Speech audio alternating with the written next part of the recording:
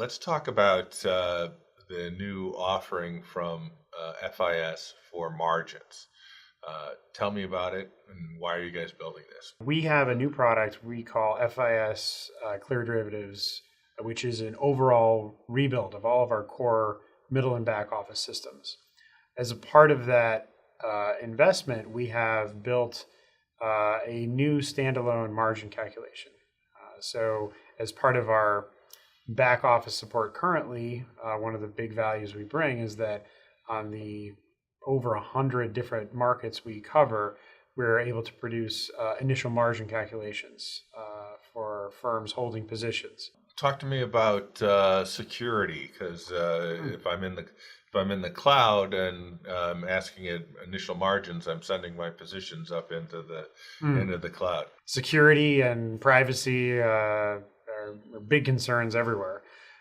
So in this case with Margin Advisor, it's actually a stateless engine. And by that, I mean, it doesn't have a database. So when you upload positions to be calculated, they're not really being stored anywhere but in a temporary memory that immediately gets cleared out. So we don't have quite the same issues, I guess, with privacy on Margin Advisor. However, for those that are really concerned with super secrecy, they can certainly just run it in their own private cloud, and then it's not going anywhere outside the walls. What have been the trends with clearinghouse margins and how they're being treated? So it's interesting. I mean, part of the reason why I think we're as successful as we are is because there's really a lack of standardization out there in the industry, right? Every clearinghouse, every exchange really does their own thing. And as a result, you sort of have to build and maintain to each individual interpretation of risk or a trade API or et cetera, et cetera. And so that really helped vendors like us find an opportunity here, right? Because it's simply too expensive to cover the whole global market. You need a vendor with economy of scale. What are other aspects of the significant platform upgrade that you guys are working on? It's pretty exciting for us, and I think for our customers. We're taking some systems that really have been around for, in some cases, more than 20 years, right? And they're systems that were very, very well designed, and a lot of great minds went into making them flexible enough to handle the derivatives market, which is, as you know, has changed quite significantly in the past 20 years. So it's certainly a testament to those people that built them.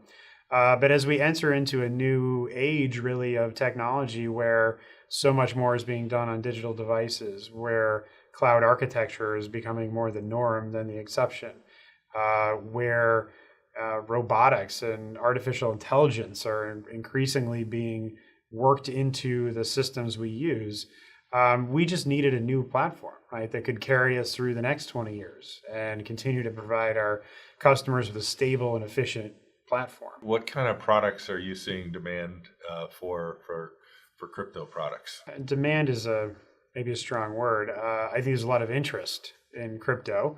It's an emerging asset class, and I personally think that cryptocurrencies are here to stay. I think it's, as we've already seen, it's been kind of a rocky ride up and down since they were first introduced. But I think because it is an emerging asset class, because it has a lot of volatility, it's attracting a lot of interest.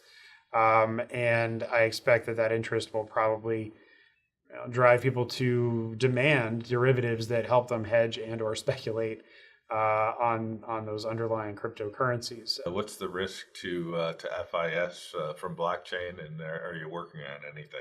With blockchain, we have done some proof of concept work at FIS. And we have hundreds of products across all sorts of places in capital markets. So some areas of capital markets, I think, have really interesting use cases for blockchain, right? Where there isn't a good central guarantee of transactions, or not an easy place to see what's going on. And so we've been working with some customers and with some consulting firms on sort of identifying those use cases and, as I said, building out proofs of concept.